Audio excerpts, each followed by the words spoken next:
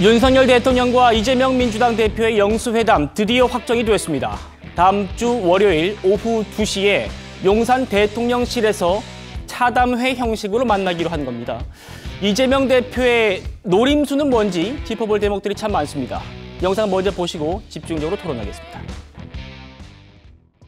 어쨌든 저는 듣기 위해서 초청을 한 거니까 어떤 의지에 제한을 두지 않고 다양하게 한번 서로 얘기를 나눠보겠습니다. 복잡한 의제들이 미리 좀 정리됐으면 좋았을 텐데 쉽지가 않은 것 같습니다.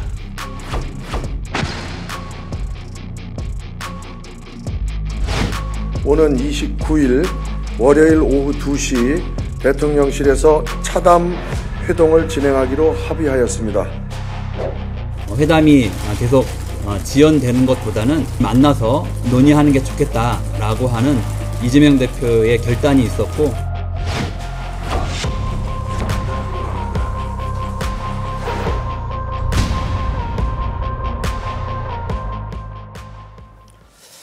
자, 윤석열 대통령이 이재명 대표한테 지난주 금요일에 영수회담을 처음 제안했으니까 꼭 일주일 만에 날짜가 확정이 된 겁니다. 오늘 대통령실 정무수석과 이재명 대표 비서실장이 3차 실무회동을 한 뒤에 각각 브리핑을 했는데요. 직접 한번 들어보시죠.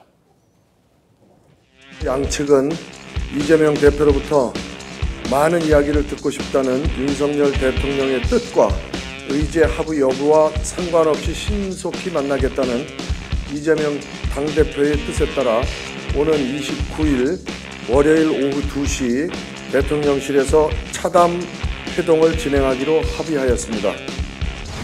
의제에 대한 사전에 조율은 좀 부족한 편이지만 그래도 만나서 대화를 통해서 해결 방안을 시급히 찾자라는 취지로 회담을 갖게 되었습니다. 또한 배석 인원은 각 3인으로 하되 구체적인 배석 인사는 양측에서 각각 결정하기로 하였습니다. 배석 3인씩은 하셨는데 복귀하시는 시간입니다. 현재는 계획하고 있지 않습니다. 양측에서 정하기로 했다는 이 구체적인 배석자들의 명단도 확정됐습니다. 자, 대통령실 측에서는요, 윤석열 대통령과 함께 정진석 비서실장과 홍철호 정무수석, 이도운 홍보수석이 참석을 하고요. 그리고 민주당 쪽에서는 이재명 민주당 대표와 함께 천준호 비서실장, 진성준 정책위 의장, 박성준 수석 대변인이 배석하게 됩니다. 김민수 대변인 먼저 좀 질문 드릴게요.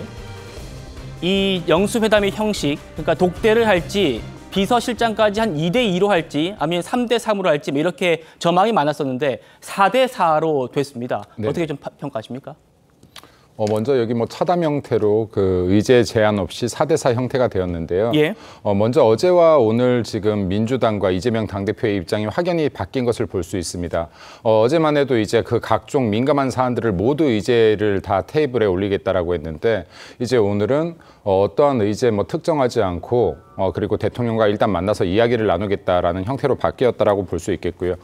그리고 지금 이제 여기 참석자의 인원수 같은 경우는 2명이 될지 3명이 될지 모두 예측하지 못했지만은 결국에는 대통령 측과 이재명 당대표의 최측근들, 가장 중심 인물들 위주로 이렇게 구성이 된 것 같고요. 네. 그리고 이 배석자들이 그 자리에서 제 개인적인 생각으로는 큰 역할은 하지 않고 말 그대로 배석할 가능성이 높다라고 봅니다. 네. 그러니까 이제 대통령과 이재명 당대표가 편하게 이야기를 나누는 동안 이 내용들의 중점 사항들을 체킹하고 메모하고 하는 역할들을 1차적으로 하게 되지 않을까라고 생각하고 있고요. 예. 네, 그리고 이제 과연 이재명 당대표와 윤석열 대통령이 이번 회담을 통해서 각자 무엇을 얻을 수 있을까 하는 부분들이 좀 이렇게 초점이 맞춰져야 될 것 같은데 먼저 윤석열 대통령은 그래도 이 회담을 통해서 이번 총선을 통한 민심들을 받아들이고 야당과 대화를 시작한다라는 이제 소통의 이미지를 충분히 얻고 갈 수 있을 것 같고요. 네. 그리고 또 이재명 당대표는 실질적으로 지금 요구하는 것들을 봤었을 때는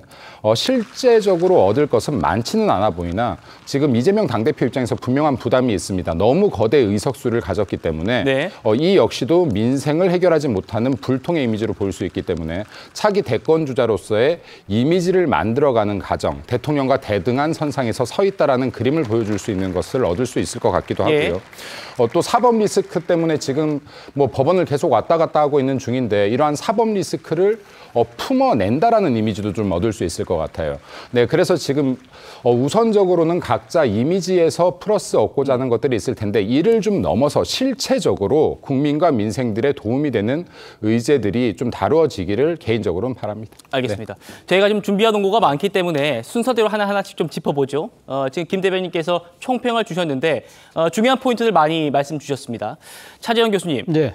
지금 윤석열 대통령과 이재명 대표가 그러면 과연 독대를 할지 이것도 관심사거든요. 네. 현재로서는 계획은 없다. 네. 4대4로 간다. 이렇게 발표를 했습니다만 가능성은 또 열어둔 것 같습니다. 그렇죠. 뭐 지금 앞으로 그러니까 지금 영초회담이 어떤 식으로 진행될지는 아무도 예측을 할 수 없는 상황이잖아요. 예. 그건 아마 지금 실무 논의를 했던 양쪽 당사자들도 다 마찬가지일 거예요. 그렇기 때문에 사실은 이런 부분들에 대해서 독대를 한다 안 한다 부분을 미리 정하기가 상당히 정치적 부담이 크다는 것이죠. 그러나 이 지금 어떻게 보면 이 윤석열 대통령과 이재명 대표가 독대를 하느냐 여부가 사실은 앞으로 향후 회담이 계속적으로 지속될 거냐 안 될 거냐를 하나의 우리가 가름할 수 있는 가늠자가 되지 않을까 하는 생각이 들어요. 예. 자, 근데 지금 왜 그러면 세 명이 배석을 하느냐?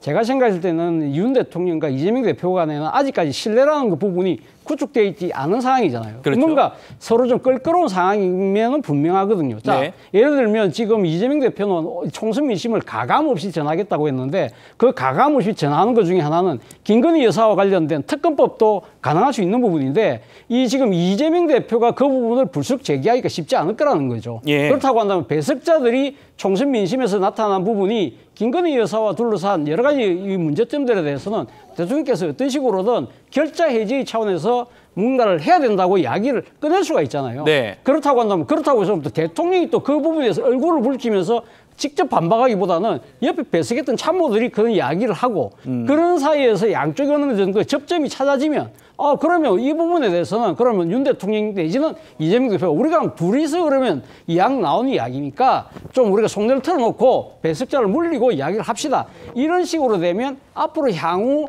회담이 2번, 3번 계속 진전될 수 있는데 그 사이가 아니고 이 배석자들 사이에서 이야기가 상당히 충돌해서 감정이 격앙되면 아마 제 생각에는 빈손으로 회담이 끝날 수도 있다. 그렇기 때문에 독대 여부가 저는 상당히 이 회담을 성공 여부를 가늠하는 중요한 분수령이 될 거라는 생각이 듭니다. 그렇군요. 4대4라는 형식을 취한 것. 지금 윤석열 대통령과 이재명 대표가 굉장히 껄끄러운 관계일 수밖에 없기 때문에 이 배석자들이 뭔가 좀 분위기를 좀 유연하게 부드럽게 만들어주면서 독대까지 끌고 갈 수 있을지 이게 좀 관전 포인트라고 말씀 주셨습니다.